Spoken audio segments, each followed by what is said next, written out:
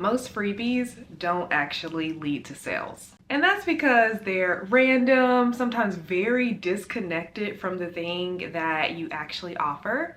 Or they're just like free for the sake of being free. So you have a free thing to get people on your email list and maybe people don't even really want or need it.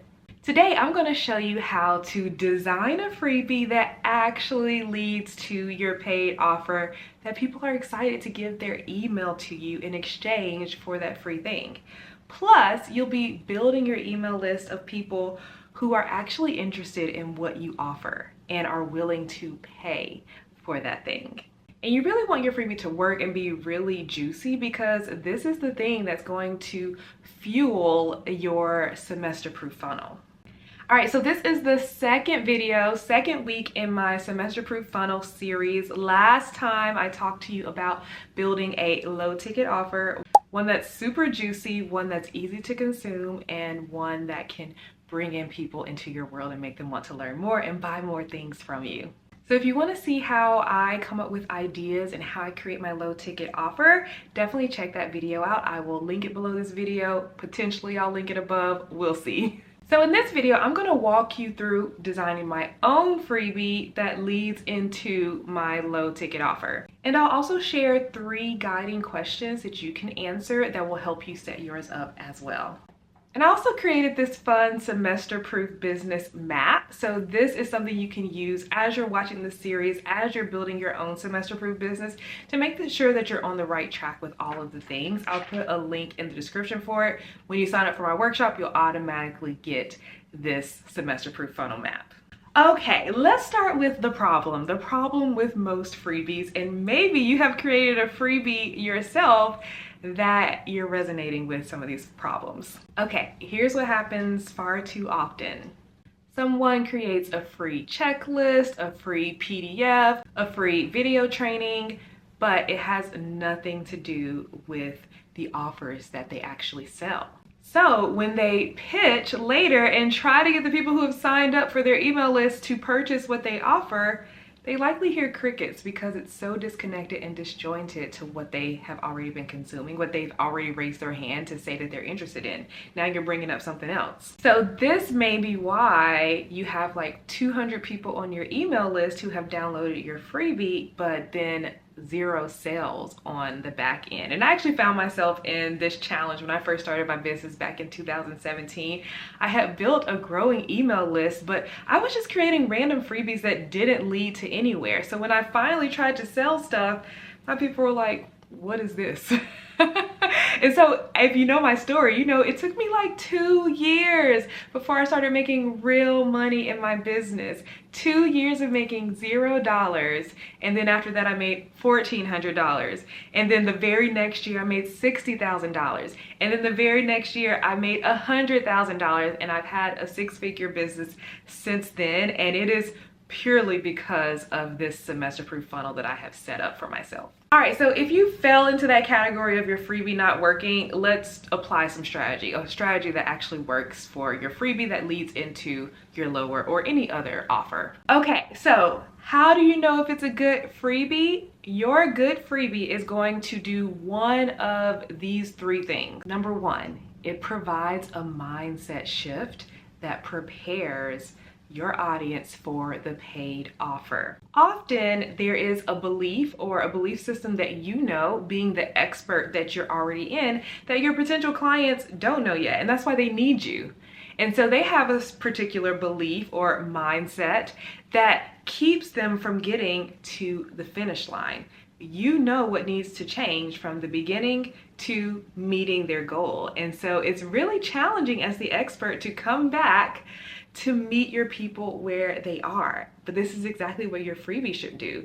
It should give them the mindset shift they need so that they know what the next step is, and the next step is going to be your paid offer. Number 2, a good freebie could also be the first step of your paid offer. So maybe the thing that you do or the thing that you help people do has multiple steps. Your free thing can get them through the first step. And then if they want to get through the rest of the steps, they can use your help in your paid offer. And then number 3, a good freebie reveals the problem that your paid offer solves. So when you create offers, you are solving a problem. You are creating a solution for someone. But if people don't really know what the exact problem is for themselves, why would they pay for a solution for a problem they don't know they have? So your freebie can also highlight, oh, this is actually the problem you're having. It's like me teaching about hydration. It's like, it's so important to drink water. It's so important to be hydrated. That's why you need this special water that hydrates you so quickly. But if my person doesn't know they're dehydrated, why would they want my special water? But maybe my person has severe headaches and I'm like, oh my goodness, I used to have headaches all the time, and the thing that I didn't know what was going on with me was the fact that I was dehydrated, and my dehydration was causing my headaches. Once I started drinking this special water that had the right minerals and elements to hydrate me quicker, my headaches lessened, and now I can go weeks without having a migraine. Now that the person knows what the problem is, they are ready to purchase the solution. So often, if your paid offer isn't selling, maybe you're providing a solution to the people who don't know they have the problem.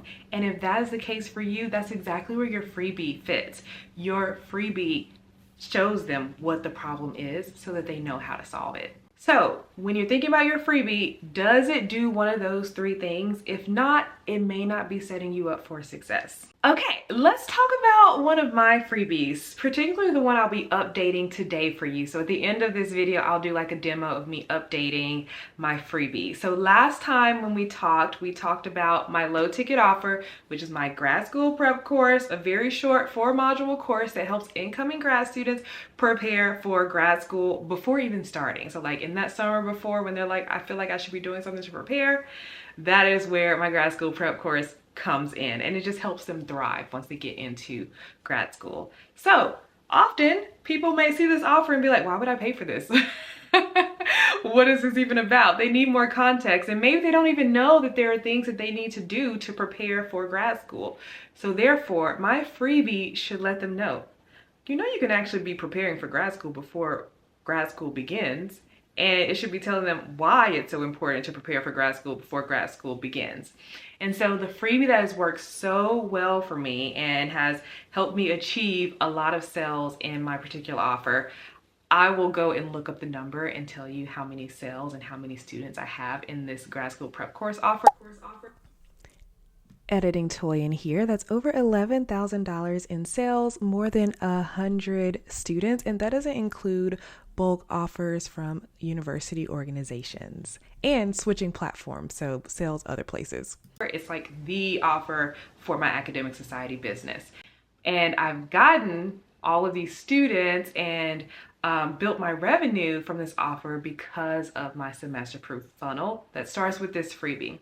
So because my paid offer is a video course, I want my freebie to be kind of similar to that. I want it to be an easy transition, an easy step. Like maybe if the intro was audio and people are listening to it on a walk, maybe they don't want to go into a video course. Maybe if it's a PDF and they just read it, or a checklist, maybe that's not enough to get them into a video course. So I did a video that leads into the video. So my freebie is a free class. I call it a free master class. The first iteration of it was called What to Expect in Your First Semester of Grad School. So as you can guess, it tells them what they should expect. It highlights some mindset shifts they need to make, and it talks about the process for preparing for grad school before it starts. And it also highlights the difference between a student who prepares before grad school and someone who just goes into grad school blind, kind of winging it. Both are successful, but one just has an easier, more smooth journey.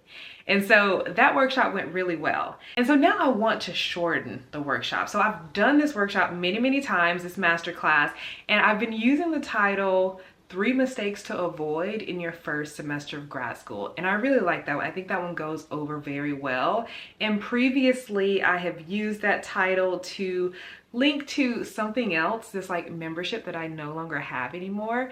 So what I need to do today is redo the masterclass so that it actually leads to what I want it to lead to. It leads to the most updated version of the course, because I do have a version of the masterclass that leads to the course, but I've changed things in the course and I want the masterclass to reflect the current version of the course. So I'm going to take you with me to show you what this masterclass looks like, where I host it, where it lives, and then in the next video we'll talk about, well, what happens when people watch the masterclass and they don't immediately buy. That's what the email sequence is for, and so we'll talk about that in week 3 of this video series. Okay, but let's talk about why my freebie is so successful. My 3 mistakes to avoid in your first semester of grad school. Number 1, it gives them a very quick win. Like this video masterclass can be watched in about 45 minutes. I'm going to shorten it even more because I think people's attention spans are shorter. So I want to try to get it down to like 30 minutes. And I think that would be the perfect length.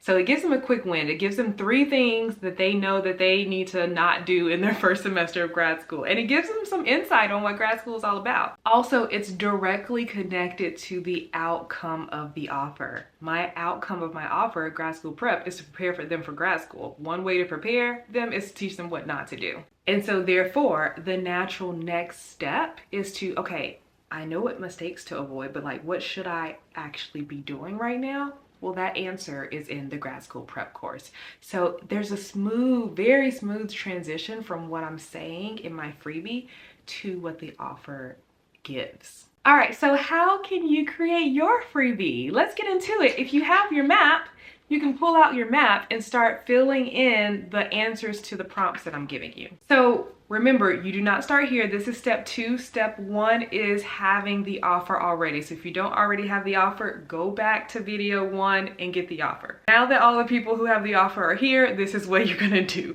Think about your offer, okay? Think about the thing you want people to pay for, and then ask yourself, okay, what does my audience need to think or believe about themselves, about their problem, to feel that this offer is necessary for them? Then think, how can my freebie give them a quick win? And this quick win is important because you don't want people to not consume your freebie, because if they don't consume your freebie, they will think, well, I'm not going to buy the offer because I didn't even use the freebie. Or if they don't get a quick win, they're like, well, I'm not going to buy the offer. I didn't get what I was promised or what I hoped for from the freebie. All right, and then ask yourself, okay, well, what is a natural connection between my offer and my potential freebie? Is there a natural connection? If not, I need to switch gears somewhere. Now, these questions that I've asked you, your answers, that's your roadmap.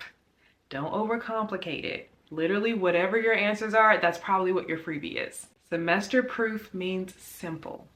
Don't do anything. It's like not too much, okay? Not too much on this freebie. Don't do too much. Give the people enough. Give them a quick win. And it's likely you might not even have to create anything from scratch. You've probably written a blog post, an article, done a video, created a worksheet. You've probably done something on this topic already.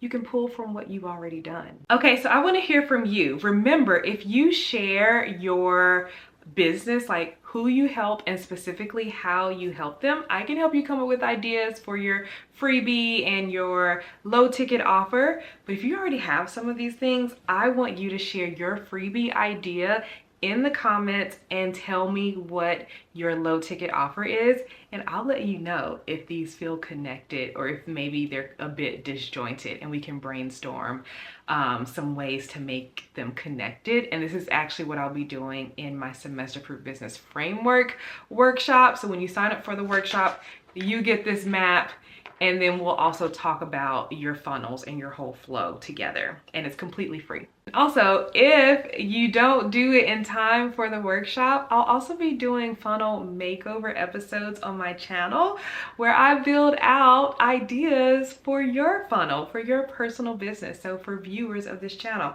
I'm super excited to do that. I'm like an ideas girl. I have all these ideas and I can't implement on all of them, so I like to give them away and help you implement on yours as well. Okay, I'm here at my desk reviewing my freebie landing page, and there are a lot of updates that I need to make. There's like some stuff that is a bit distracting from getting people to sign up. So I do need to redesign this page, but also change the title, change what things look like, and I'm excited to do that. So I want to show you what it looks like as is, and then I will go through my updates and I'll talk through why I do the things that I'll be doing in this video. Okay, so this is the landing page for my freebie. I'm looking at it, I'm like, wow, this is kind of boring and plain. But it's okay. That just tells you it doesn't have to be fancy for it to work. But it says grad school webinar. Oh, I do remember back in like 2022, maybe, I switched from calling it a master class to a webinar, and I called it Navigating Your First Semester of Grad School. You Can Survive and Thrive in Grad School. I want to go back to 3 mistakes to avoid in your first semester of grad school. That's, for one, is going to change. But I do like navigating your first semester of grad school. So it's probably going to be part of the copy, the words that I use on the page. And yeah, this is the sign up. And I also have like some notes. Oh, this is why I probably kept the title, because this email is so good. It has like Navigating Grad School 101. This is what I sent to the people to get them to register for this webinar. Ooh, that's something to consider. It's like, oh, this email kind of highlights the title, but I think it doesn't matter. The context is clear. So I have some social proof on this page, and then a little note from me. Doesn't need to be too fancy or do too much. The goal is to get people to put their name in and their email address. You don't want to distract them from doing that. And then this needs to be removed. So between 2022 and 2025, when I'm making this video, Squarespace made an update and they made it so much easier to hide the navigation bar and the footer. But that just meant if those buttons weren't clicked on old pages, you see this footer here. And one thing about landing pages for freebies and sales pages, you don't want people getting distracted and go to different places on your website and like never sign up. So this needs to go away. This bottom part all needs to go away. It's distracting. So this whole page needs to be redesigned. Let's see what happens, because I definitely want to know what page the result goes to. Okay, let me just put my information in and see what happens when I click. Okay, wonderful. It goes to this replay page. Good. Now I know the URL. And it has the video and it has the link to enroll in my grad school prep course. I really want to work on changing the button colors. It needs to be brighter, more attractive. And then I have testimonials here from students, which is good. And I highlighted these testimonials inside of my webinar as well. And yeah, all they have to do is click the button to enroll. Let's see where we go to next. Okay, great. It goes to my new grad school prep course sales page. This is really good. So now it gets into the details for real, for real. And you know what? I might actually just make a duplicate of this page. There's so many ways you can do this. I could potentially make a duplicate of this page and just put the video at the top. And then when people sign up, they just go straight here. So they don't have that second step. You always want to be reducing friction, because here are the same testimonials. And for some reason, this picture isn't here. I'll fix that. You want to always reduce friction. Module breakdown. Yeah, I think this is the move. I think I'm going to make a duplicate of this page and put the video. What's down here? Oh, I did a video walkthrough of what it looks like inside of grad school prep, so people know exactly what they're buying. I feel like with digital stuff, sometimes it's like, what even is this? Am I going to buy a whole bunch of nothing?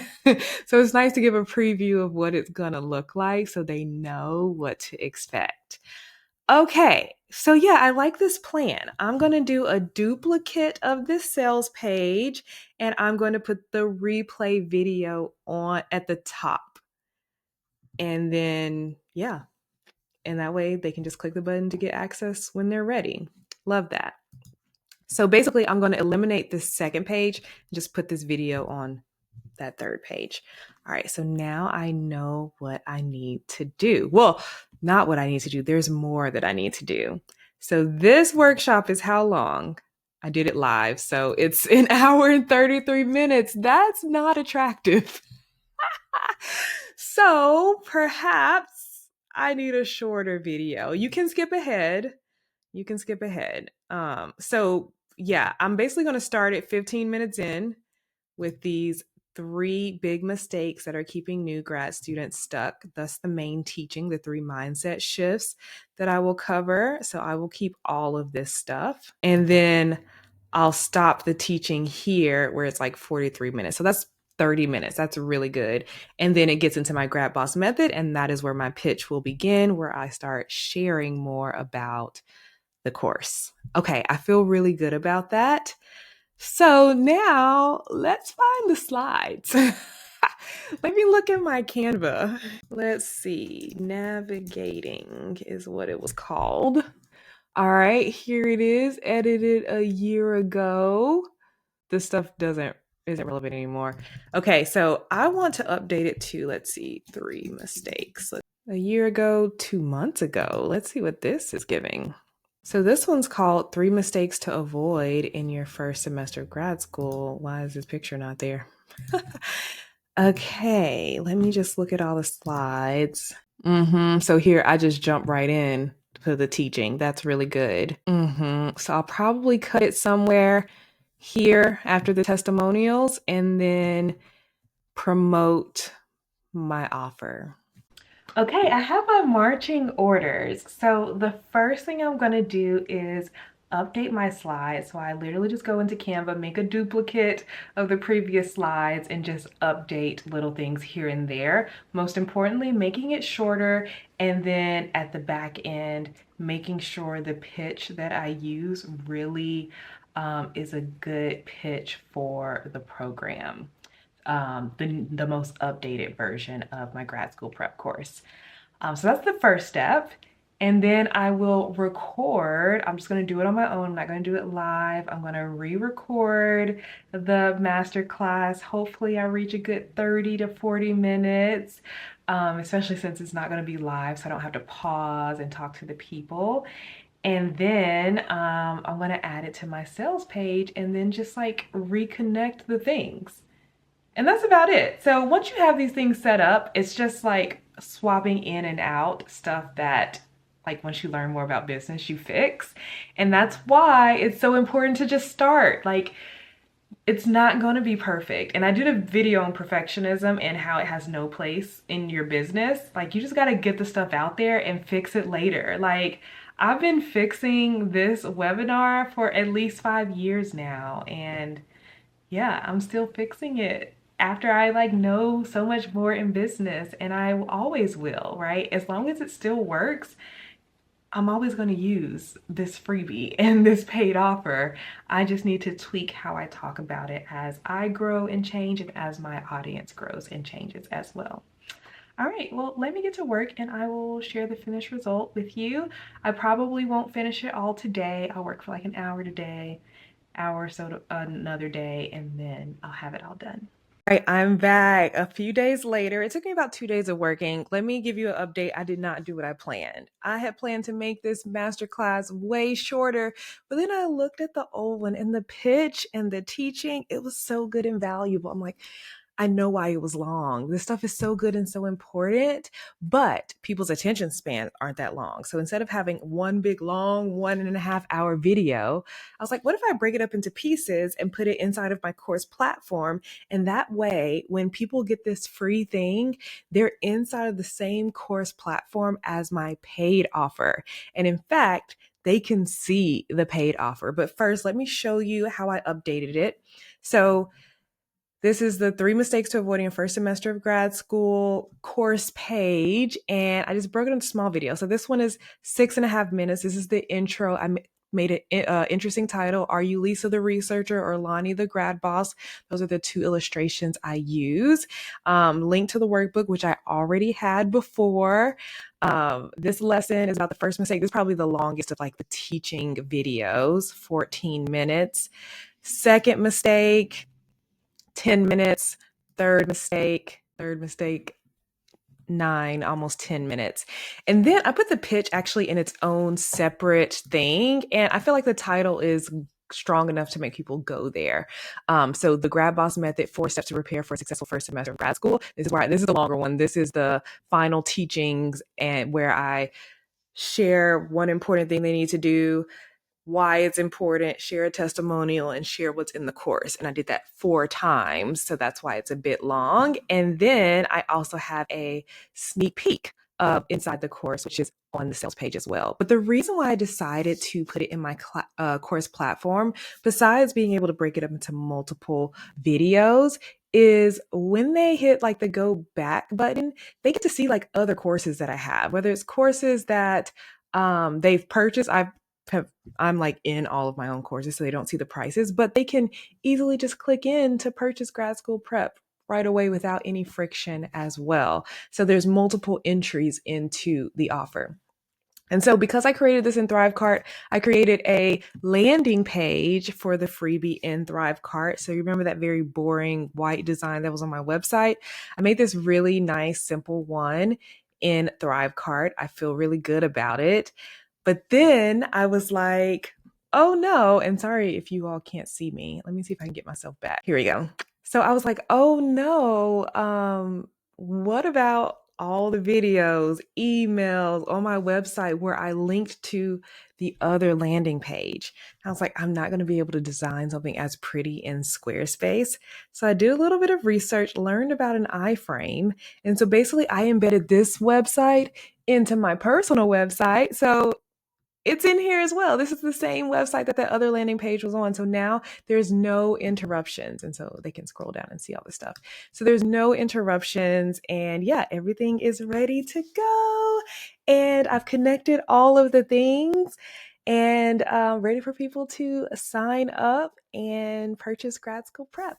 Okay, so that's all for today's video. In the next video, I'll share how I write my 5-part email sequence. And so this email sequence fits in between your freebie and your paid offer.